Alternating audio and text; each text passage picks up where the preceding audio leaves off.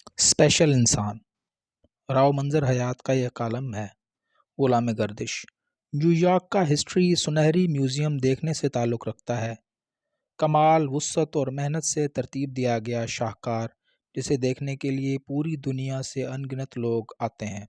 وہاں جا کر لگتا ہے آپ کسی اور دنیا میں پہنچ چکے ہیں۔ ایسے ایسے نوادرات اور تاریخی اشیاء دیکھیں جنہیں دیکھ کر انسان دنگ رہ جاتا ہے۔ جب بھی نیو یارک جانے کا موقع ملتا ہے تو یہ میوزیم ضرور دیکھتا ہوں اور ہر مرتبہ ایک نئی جہان حیرت میں سے واسطہ پڑتا ہے۔ مگر آج میں جس واقعہ کا ذکر کرنا چاہتا ہوں اس کا تعلق اس عجائب گھر سے صرف اتنا ہے کہ وہاں صرف وقوع پذیر ہوا تھا۔ 1992 میں پہلی مرتبہ اس عجائب گھر میں جانے کا موقع ملا تو ایک گائیڈڈ ٹورز میں شامل ہو گیا۔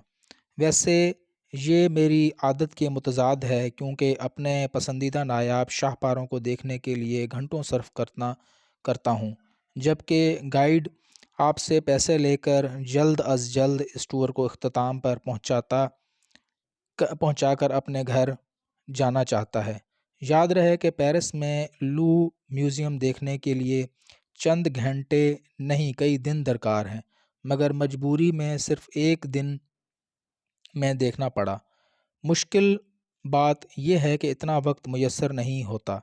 خیر، نیو یارک کے عجائب گھر میں ایک ٹور گائیڈ کے ساتھ منسلک ہونا پڑا۔ کوئی 2 سے 3 گھنٹے کے دورانیے کا معلوم ہوتا تھا، مگر حد درجہ مہذب خاتون بڑے اعتماد سے ہر فن پارہ کے متعلق تفصیل سے بتا رہی تھیں۔ ہاں، ایک اور بات، اور ٹور کی فیس کوئی $10 کے قریب تھی۔ آرام سے 12 سے 15 لوگوں کا گروہ عجائب گھر میں موجود تاریخی شاہکاروں کو دیکھ رہا تھا۔ ٹور میں ہر قومیت کے لوگ شامل تھے۔ میوزیم کے درمیان میں واقع بہت بڑا کیفے تھا۔ گائیڈ نے کہا کہ اس ریسٹورانٹ میں آدھ گھنٹہ قیام ہوگا۔ خیر، جب اس کیفے میں داخل ہوا تو گائیڈ اتفاق سے میرے ساتھ تھی۔ ریسٹورانٹ کے عین وسط میں ایک سفید فام والدہ بیٹی کو اپنے ہاتھ سے کھانا کھلا رہی تھی۔ بچی جسمانی طور پر معذور تھی، اس سے خوراک چبائی نہیں جا رہی تھی۔ کھانا کھاتے ہوئے آدھے سے زیادہ کھانا منہ سے باہر نکل رہا تھا۔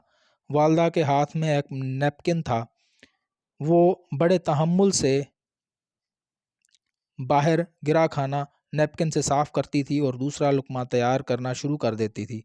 میری زبان سے بے اختیار ایک جملہ نکلا کہ یہ لڑکی تو معذور لگتی ہے۔ She appears to be disabled child۔ یہ جملہ بہرحال گائیڈ نے ضرور سن لیا۔ گائیڈ انتہائی تہذیب سے مجھے کہنے لگی کہ یہ لڑکی بالکل معذور نہیں ہے، یہ اسپیشل بچی ہے، اسے معذور کہنا بہت زیادتی والی بات ہے۔ پھر اس نے مجھے شائستگی سے $10 واپس کیے، کہنے لگی کہ یہ آپ نے گائیڈڈ ٹور کے لیے جمع کروائے تھے۔ معذرت چاہتی ہوں کہ آپ کو اس فقرے کے بعد گروپ سے علیحدہ کر رہی ہوں۔ یقین فرمائیے کہ شرم سے پانی پانی ہو گیا۔ دراصل اندازہ ہی نہیں تھا کہ معذور انسان کو معذور کہنا ایک توہین آمیز لفظ ہے۔ اس کے لیے اسپیشل چائلڈ کا صیغہ استعمال کیا جاتا ہے۔ اس دن سے لے کر آج تک میں نے یہ لفظی غلطی دوبارہ نہیں کی۔ اس واقعے کو تقریباً 40 برس ہو چکے ہیں، مگر یہ سبق میرے ذہن میں آج بھی نقش ہے۔ المیہ یہ ہے کہ ہمارے سبق ملک میں تقریباً نصف صدی پہلے سے اب تک معذور انسانوں کو اسپیشل کہنے کا قطعاً رجحان نہیں تھا۔ مجھے یہ مغرب نے دیا، اور وہ بچے یا بزرگ جو زندگی میں کسی بھی قدرتی وجہ سے نامکمل رہتے ہیں، ان کو مخاطب کرنے کا طریقہ از حد رحم دلانہ ہونا چاہیے۔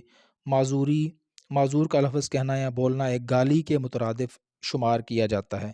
یہ سبق مجھے اچھی طرح ازبر ہے۔ پوری دنیا میں 15% آبادی کسی نہ کسی طرح کی جسمانی معذوری کا شکار ہے۔ یہ المیہ 3 مختلف اقسام کا ہو سکتا ہے: مائلڈ، ماڈریٹ، سیویئر۔ اردو ترجمہ کرنا کم از کم اس وقت میرے لیے ممکن نہیں۔ یہ تعداد تقریباً 1 ارب سے اوپر تک پہنچ جاتی ہے۔ پاکستان میں اس کا اندازہ لگانا حد درجہ مشکل ہے۔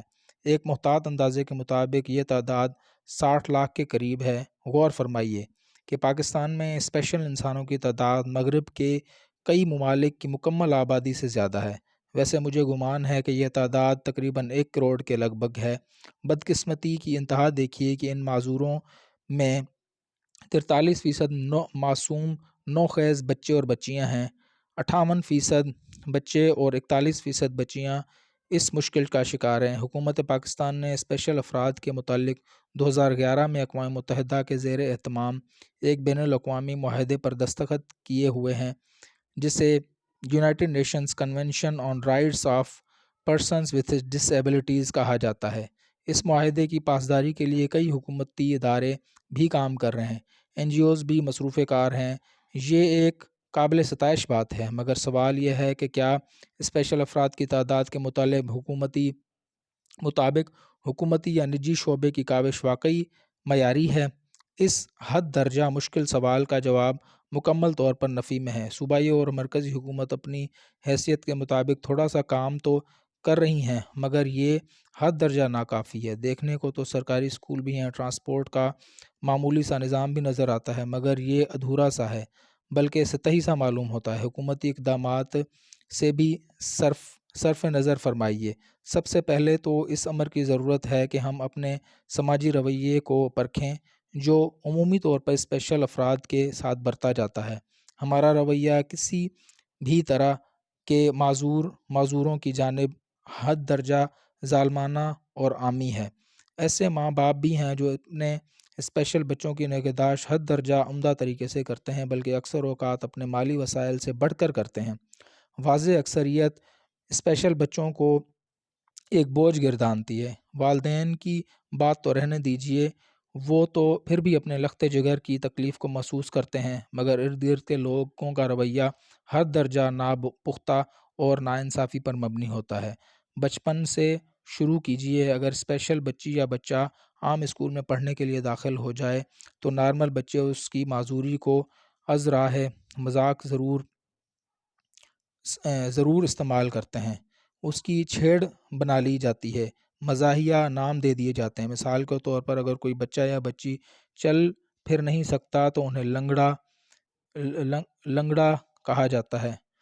اسکول کی بات کر رہا ہوں، ذرا سوچئے کہ ان معصوم اسپیشل بچوں کے دل پر کیا گزرتی ہوگی جو اپنی کسی غلطی کے بغیر تختہ ستم بنے رہتے ہیں۔ اب یہ نارمل بچوں کے والدین اور اسکول کی انتظامیہ کی اولین ذمہ داری ہے کہ وہ بچوں کو سمجھائیں کہ اسپیشل بچوں کے ساتھ حد درجہ محبت اور احسن سلوک روا رکھیں۔ انہیں بتائیں کہ یہ خدا کی مرضی سے ہے، ان کو بھی کسی مصیبت میں ڈالا جا سکتا ہے، مگر ہمارے ملک میں والدین اور اساتذہ بھی اس سنجیدگی کا مظاہرہ نہیں کرتے جو مہذب اور اعلیٰ اخلاقی اقدار کے تحت ہونا چاہیے۔ دراصل ہمارے سماج میں شعور کی سطح اس قدر کمتر ہے کہ ہم صحیح سمت میں اپنے سوچنے اور عمل کرنے سے کافی حد تک قاصر ہیں۔ یہاں میں پولیو سے معذوری کے معاملے میں ضرور بات کروں گا۔ پولیو کی ویکسین کے 2 قطرے کسی بھی معصوم کو زندگی بھر کی محرومی سے محفوظ کر سکتے ہیں۔ یہ ایک بیماری ہے جس سے بچنا ہی اصل کام ہے، مگر ہماری شدت پسند ظالم طبقہ پولیو ورکرز کو شہید کرنے سے بھی نہیں چوکتا۔ کیا یہ جہالت اور ظلم کی انتہا نہیں کہ وہ سرکاری ملازم جو پولیو ویکسین پلانے کی نیک اور عظیم کام کو احسن طریقے سے کرنا چاہتے ہیں، دہشت گرد تنظیموں کے بھیڑیے نما انسان ان ملازمین پر حملہ کرتے ہیں، انہیں موت کے گھاٹ اتارتے ہیں۔ پولیو ورکرز اور ان کی حفاظت پر مامور افراد کو مارنا 100% قتل ناحق ہے۔ خدا کے حضور اس کی لازم بڑی سخت باز پرس ہوگی۔ ویسے کیا یہ قیامت نہیں کہ جہاں پولیو جیسے موذی مرض سے معصوم بچوں کو محفوظ رکھنا چند علاقوں میں قابل تعزیر ہے، وہاں عام آدمی کی کیا بات کرنی چاہیے۔ ویسے کیا عجیب مضمون لکھ رہا ہوں۔ جہاں 50 کروڑ افراد حیوانی سطح پر سانس لے رہے ہیں، وہاں اسپیشل افراد کا کیا ذکر کروں، ان کے حقوق اور حفاظت کی کیا بات کروں۔ ویڈیو دیکھنے کا بہت بہت شکریہ۔